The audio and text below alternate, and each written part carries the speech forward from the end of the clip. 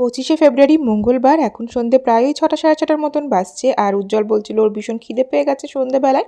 তো ভাবলাম সেজন্য মুড়ি মাখি, আর মুড়ি মাখলে একটু বেশি করেই মাখতে হয়, কারণ বাপিও খাবে। আর মুড়ি মাখা হলে খিদে থাকুক আর না থাকুক একটুখানি মুখ চলেই যায়। সেজন্য হচ্ছে এখানে মুড়ি নিয়েছিলাম, চানাচুরটা বেশি করে নিয়েছিলাম।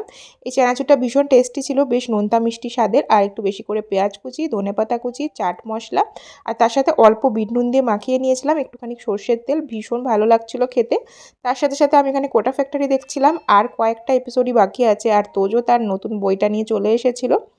তোজো যা কিছু জিজ্ঞেস করে ইন্টারেস্টের সাথে আমি উত্তর দিই, আর তার সাথে সাথেই হচ্ছে টিভিও দেখতে থাকি। আর এদিকে বাপি আজকে রাত্রেবেলার জন্য বানাচ্ছিল একটা স্পেশাল ধরনের আলু ভাজা, যেখানে আলুগুলোকে ডুমো ডুমো করে কেটে নেওয়া হয়েছে, পেঁয়াজ দিয়ে ভেজে নেওয়া হয়েছে। যখন আলুটা একটু সেদ্ধ হয়ে গেছে তখন ওই 2 চামচ মতো আদা আর রসুনের পেস্ট দিয়ে দেওয়া হয়েছে। আর তারপরে নাড়িয়ে আর একটু হচ্ছে সেদ্ধও করে নেওয়া হয়েছে। আর তার সাথে সাথে এই যে কাঁচা গন্ধটা মশলা, সেটা যতক্ষণ না যাচ্ছে ততক্ষণ পর্যন্ত নাড়াচাড়া করে নামিয়ে নিতে হবে। যারা রসুনের গন্ধ ভালোবাসো তাদের কিন্তু এটা খেতে ভীষণ ভালো লাগবে, যেমন আমার রসুনের গন্ধ বেশ ভালো লাগে।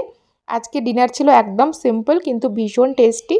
একদম চাপ করে মুগের ডাল ছিল, একটু বেশি করে পেঁয়াজ দিয়ে মুচমুচে করে অমলেট ভেজে নিয়েছিলাম। আর তার সাথে তো দেখলেই আলু ভাজাটাও ছিল। ডাল, আলু ভাজা আর ডিমের অমলেট এরকম সিম্পল ডিনারের মধ্যে কিন্তু অনেক বেশি স্বাদ থাকে।